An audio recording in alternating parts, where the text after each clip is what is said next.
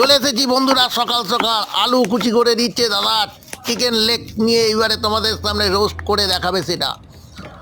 চলো তার আগে ভালো করে একটু মশলাগুলো সাজিয়ে নিল, লঙ্কা আলু রসুন যাবতীয় সব কিছু নিল, আর এদিকে আলাদা গ্রেভি করে নিচ্ছে। আর ডগি ভাই বসে দেখছে যে কী রান্না হচ্ছে কী হচ্ছে। ওয়াও, লেগগুলোকে ভালো করে এবার মশলা মাখিয়ে নেওয়া হলো।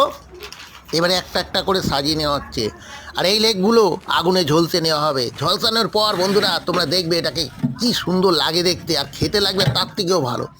চলো, দাদা আগুন জ্বালিয়ে দিল, রোস্টেড লেগ এবারে তৈরি হতে শুরু হলো। যতক্ষণ তোমরা অপেক্ষা করো তার দাদা একটুকুনি কাঠ পাট কেটে নিচ্ছে, একটুকুনি হাত পাত ছাড়িয়ে নিচ্ছে, কারণ খাওয়ারও একটা ব্যাপার আছে।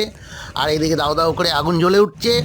ব্যাস, এইবার লেগগুলোকে বের করছে। ওয়াও, কি দারুণ লাগছে! হো হো, নাইস, কি সুন্দর লেগগুলো, একদম লাল টুকটুকে। দাদা খাচ্ছে, ডগি ভাইকে খাওয়াচ্ছে।